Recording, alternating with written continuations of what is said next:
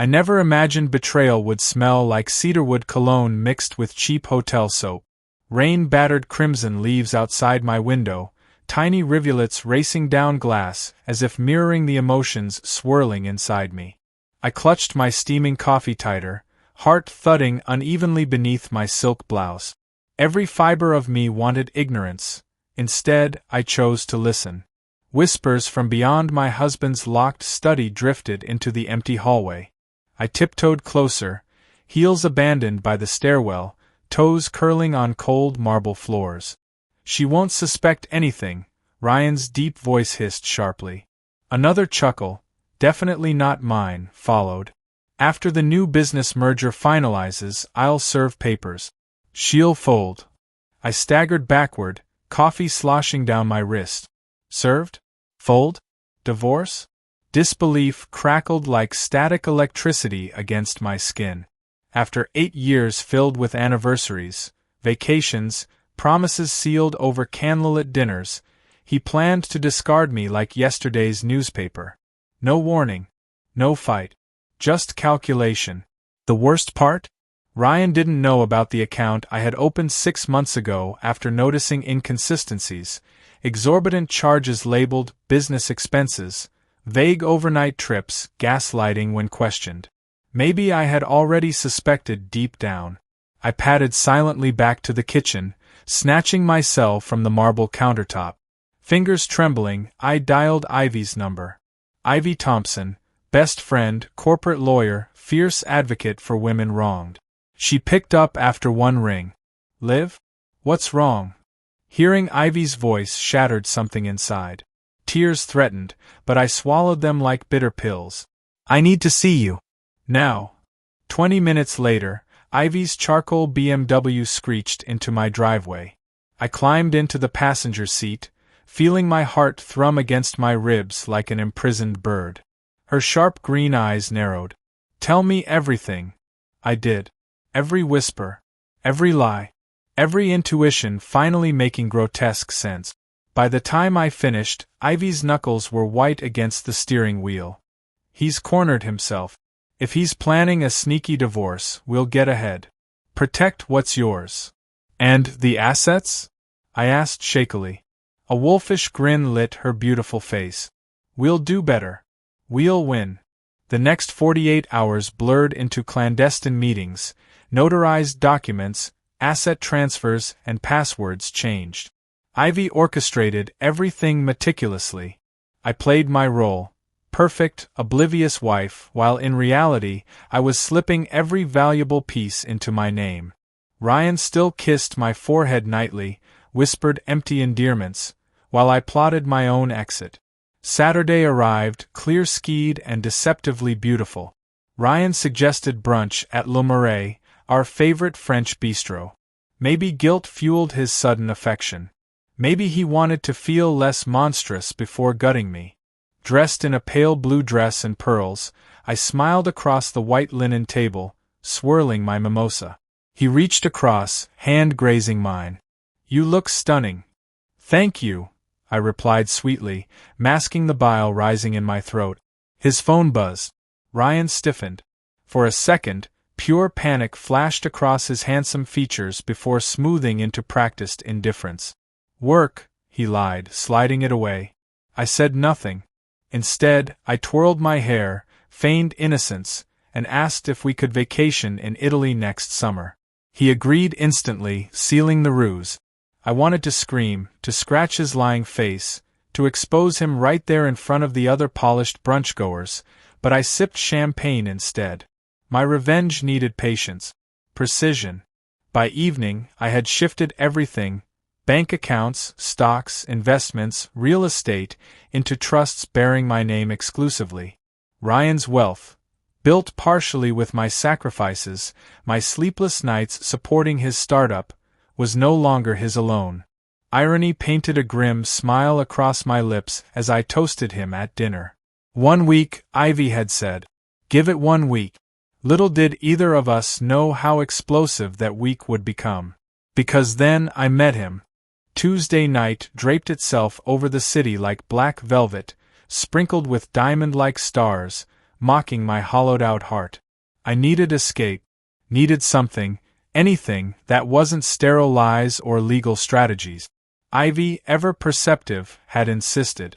You need to feel alive again, Liv. Not just survive. She pressed a glossy invitation into my hand, a gallery opening downtown. Modern artists, free champagne, elegant chaos. Perfect. By 8 o'clock, I wandered beneath glittering chandeliers, sipping dry rose, pretending fascination with bold strokes smeared across oversized canvases. My heels clicked softly over polished marble floors. Conversations floated around, murmured critiques, flirtatious laughter, strained business pitches. Everyone wore masks, just like me. Then I felt it. A gaze burning hotter than any spotlight. Slowly, almost involuntarily, I turned and met him. Dark suit tailored exquisitely over broad shoulders. Black hair tousled with just enough rebellion. Jawline sharp enough to cut glass. But it was his eyes, piercing, stormy gray, that anchored me in place. Electricity charged the air between us. Without hesitation, he crossed the room, movements fluid, predatory. Enjoying the exhibit? His voice, low and rough, curled around me like smoke. I blinked, heart stuttering painfully. Trying, I managed. A small smile touched his lips, dangerous, knowing. Same. Though I find the view here infinitely more intriguing. My cheeks flushed, warmth spreading downward dangerously fast.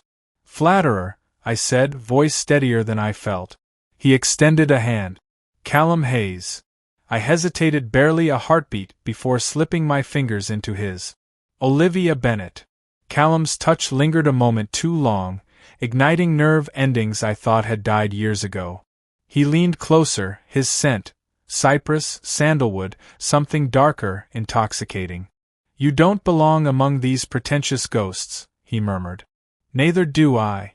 Something reckless, something feral, stirred deep inside. Maybe we should leave, I whispered before common sense could gag me. Callum's grin turned feral. Without another word, he intertwined his fingers with mine and pulled me through the crowd, out into the chilly night, down a narrow alleyway where golden lamplight barely reached.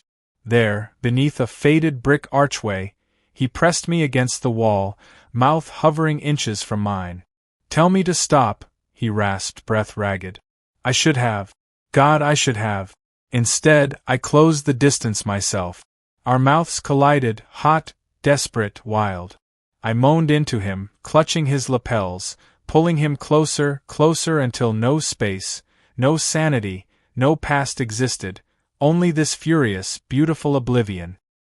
His hands roamed possessively, memorizing curves Ryan had long since taken for granted. I tasted whiskey on his tongue. Sin. Salvation.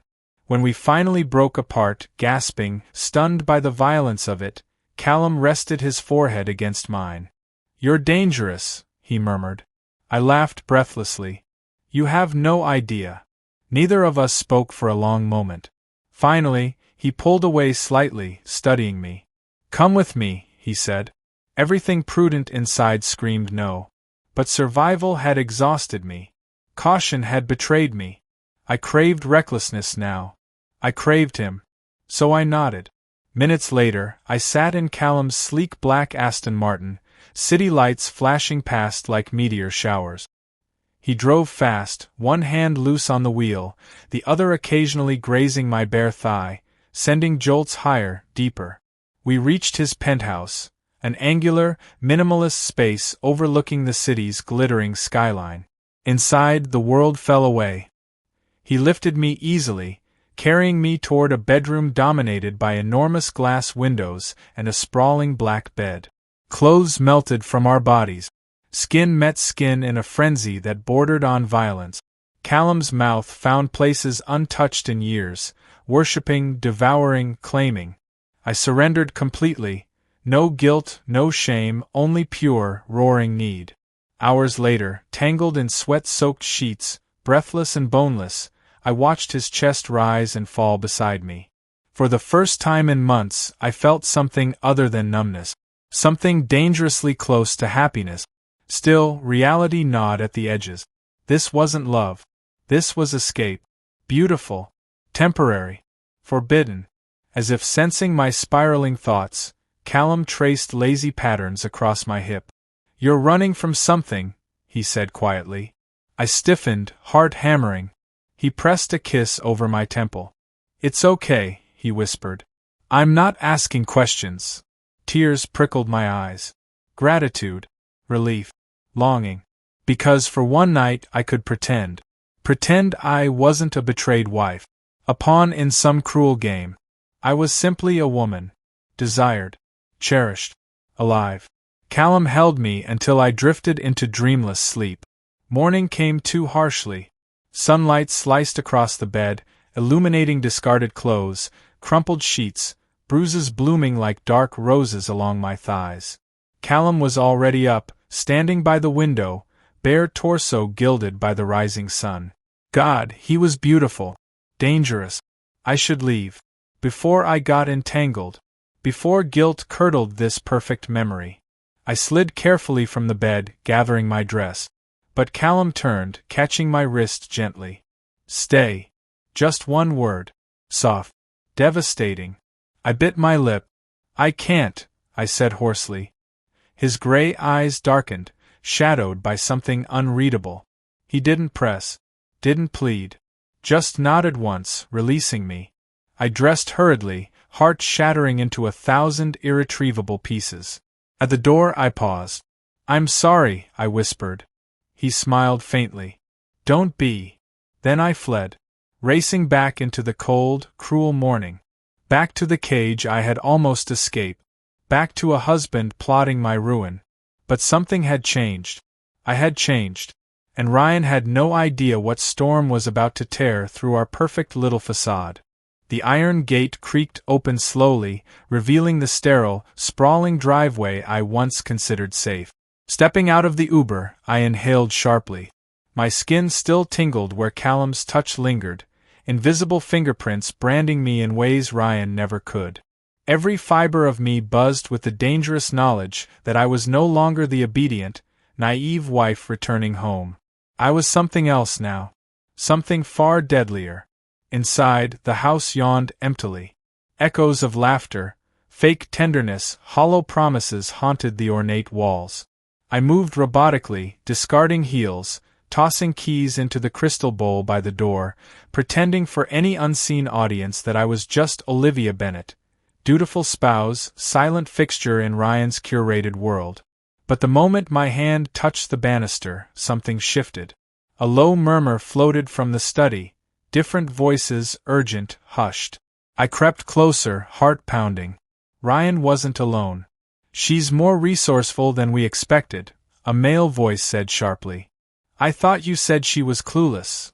Ryan's reply, laced with irritation, made my blood run colder than January rain.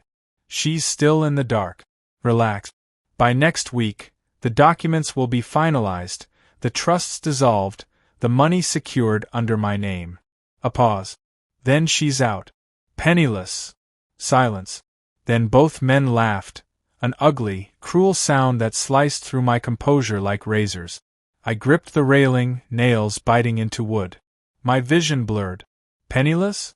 He thought he had won. He thought I was still sleepwalking through my life. Anger ignited inside me, a burning, devouring blaze. He wanted war? I would give him hell. I turned on silent feet, retreating to the bedroom, locking the door behind me. I pulled out my burner phone, something Ivy had insisted on when the first seeds of suspicion sprouted. Quickly, I dialed her number. She picked up instantly. "Ivy," I breathed, barely containing the shudder racing down my spine. "They're on to me. They think they'll flip everything back next week." Silence. Then, in a steely voice, Ivy said, "Plan B." My stomach dropped. "Are you sure?" I whispered. "No choice," she said grimly. "We hit first." I hung up, adrenaline sharpening every nerve. Tonight, Ryan would believe he still controlled the chessboard. Tonight, I would tear the entire damn game apart. The gala sparkled brighter than 1,000 suns. Hosted at the prestigious Hawthorne Club, the event was the highlight of the city's social calendar, Fundraisers, political schmoozing, designer gowns brushing gold-trimmed floors. Ryan insisted I attend. Optics, he said coldly, handing me a deep crimson dress cut sinfully low across the back. We need to look united. I slipped into the gown, lipstick blood red, diamonds like shattered stars at my throat. I looked every inch the perfect wife. Inside, however, I was a loaded weapon. We arrived arm in arm, camera flashes capturing our frozen smiles. Ryan worked the room effortlessly, charming donors, shaking hands with councilmen, whispering false promises into champagne-slicked ears. Meanwhile, I floated among the glitterati, hunting for familiar faces, eyes scanning constantly. And then, gray eyes. Across the room, Callum, looking devastating in a black suit, bow tie undone slightly at the collar, as if he couldn't be bothered finishing dressing. Our gazes locked. Fire. Memory. Sin. He raised one brow imperceptibly. I stiffened, heart hammering so loud I was sure nearby guests could hear. Callum shouldn't have been here. Yet here he was. Like fate itself had followed me into this gaudy nightmare. I excused myself from Ryan's circle, weaving through clusters of socialites until I found the hallway leading toward private lounges. Callum followed, silent shadow gliding behind me. When I reached the deserted corner near the terrace, I spun. You shouldn't be here, I hissed. He smiled lazily. Neither should you. His hand brushed mine deliberately. Sparks exploded beneath my skin. You're playing with fire, I whispered. Maybe I want to burn, he murmured, stepping closer. My back hit the wall, the familiar position stealing my breath. You're married, he said, voice low. Not for long, I snapped. Something flickered across his face. Something dark. Before I could ask, his mouth descended onto mine. Hot. Savage. Addictive. We kissed like drowning people finding air. I wound my fingers into his hair, pulling him closer, devouring him shamelessly. A throat cleared sharply behind us. We jerked apart. Ivy. Arms crossed, face unreadable. Sorry to interrupt your reunion, she said dryly, but we have a situation. Instantly, lust cooled into cold fear. What? She glanced toward the ballroom. Ryan's talking to Charles Lansing. The judge who'll finalize everything. My stomach twisted. If Ryan turned the judge, we were screwed. Ivy's eyes gleamed. But there's still a way. She nodded toward Callum. I frowned. What does he have to do with this? Callum smirked. Darling, you didn't think our meeting was entirely by accident, did you? The floor tilted beneath me. What? I'm the insurance policy, Callum said casually. Ivy hired me months ago. To watch you. Protect you. My mouth opened. Closed. You knew. I rasped. Callum's expression softened slightly. I didn't expect to fall for you. Silence thickened between us. Ivy coughed pointedly. Later, lovebirds. Right now, we focus. She laid out the plan rapidly. Expose Ryan's bribery. Destroy his credibility. Freeze his assets before he could blink. It was dangerous. High risk. Catastrophic if it failed. But looking into Ivy's fierce green eyes and Callum's stormy ones, I realized. I wasn't alone anymore. I wasn't defenseless. I was a force. I straightened my spine. Let's burn it down, I said. The next hour unfolded in a blur of subterfuge and seduction. While Ivy slipped information to waiting journalists, Callum worked contacts within the Attorney General's office. I played my role perfectly, smiling at Ryan, clinking glasses, pretending obliviousness. Meanwhile, the noose tightened. By midnight, scandal erupted across every glowing screen at the gala. Breaking. Business tycoon Ryan Bennett implicated in bribery scandal. Gasps rippled across the glittering room. Phones buzzed. Donors recoiled. Councilmen whispered furiously. Ryan paled, grabbing my arm roughly. What did you do? He hissed, panic seeping through his polished mask. I smiled sweetly.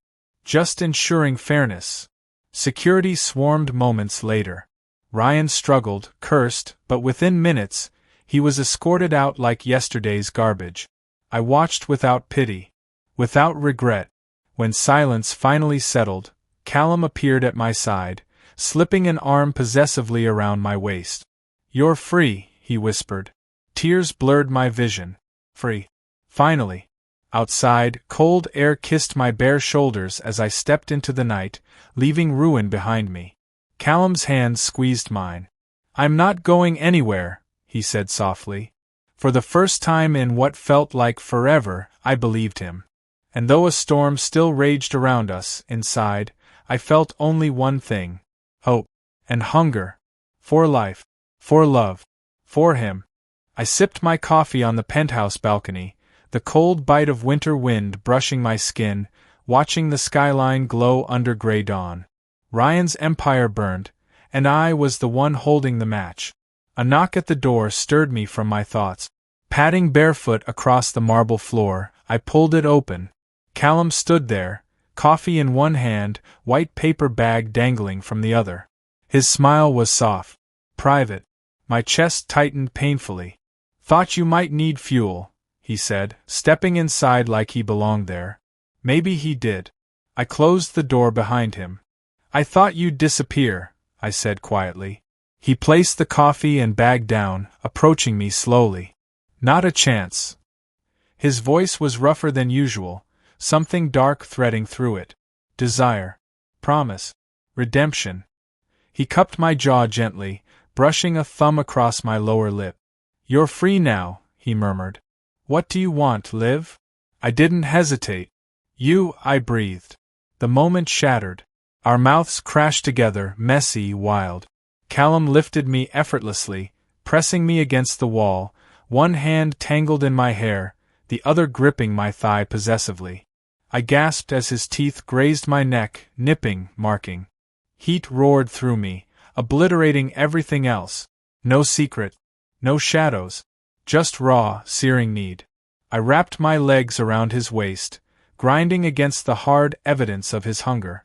He groaned low in his throat, a feral sound that made my toes curl. In a tangle of limbs, laughter, and desperate hands, we found the bed. Clothes vanished in a feverish trail. Skin met skin, no barriers, no shame. He worshipped every inch of me, as if learning me all over again, reverent, hungry, unrelenting. I clawed at his back, urging him deeper, harder. He obeyed, thrusting into me with a force that shattered the last of my defenses. Pleasure built fast, savage. We moved together, gasping, cursing, praying. When release hit, it detonated inside me like a supernova, blinding and violent. I cried out, body arching, trembling uncontrollably. Callum followed with a guttural moan, burying himself deep, collapsing against me, breathless and shaking. For a long time, we lay tangled together, heartbeats sinking. I traced lazy patterns across his chest, marveling at the strength beneath my fingers. I was broken, I whispered into his skin. "You made me whole again." Callum tipped my chin up, kissing me sweetly. "You were never broken, Liv," he said fiercely. "You just forgot you could fly." Tears filled my eyes. Not from sadness. From something blindingly beautiful. Hope. Freedom. Love. Later that afternoon, Ivy arrived, paperwork in hand. We sat around the glass table, signatures inked boldly, finalizing the last moves on the chessboard. Ryan's assets had been frozen. The trust, secretly shielded months ago, remained solely under my control. Divorce proceedings initiated. Restraining orders filed. I had everything I needed. But not because of revenge. Because of rebirth. "You ready for the press conference?" Ivy asked, arching a brow. I smirked. "Let's finish this." The media frenzy outside the courthouse was deafening. Flashes blinded me. Reporters shouted questions, microphones thrust into my face. But I walked tall. Head high. Spine straight. Wearing a tailored black suit, crimson lipstick, a battle flag across my mouth. Callum waited just beyond the barricades, arms folded, sunglasses hiding his eyes, but I felt his presence like a tether grounding me. I stepped up to the podium, cameras clicking madly. I breathed deep. "I am Olivia Bennett," I said clearly, voice slicing through the noise. I was betrayed. Manipulated. Targeted. Gasps rippled through the crowd. But today, I stand not as a victim, but as a survivor. Cheers broke out. Reporters scrambled to catch every word. I will rebuild. I will reclaim. And I will rise. My gaze found Callum's across the crowd. He smiled, small, proud, devastating. I smiled back, because the girl Ryan married was gone. In her place stood a woman carved from wildfire, steel, and starlight. Untouchable. Unbreakable. Unstoppable. That night, Callum and I stood on a rooftop overlooking the city. Champagne chilled beside us. Moonlight bathed his skin in silver, painting him in shadows and promise. He held out his hand. To new beginnings, he said. I clinked my glass against his. To setting the world on fire, I corrected. We drank. We kissed. We danced under the stars, no music, no audience, just two souls who had found each other in the ruins. When dawn finally came, I knew. This wasn't an ending. It was a beginning. Our beginning. Wild. Fierce. Infinite. And for the first time in my life, I wasn't afraid anymore. I was free. Finally free. Forever.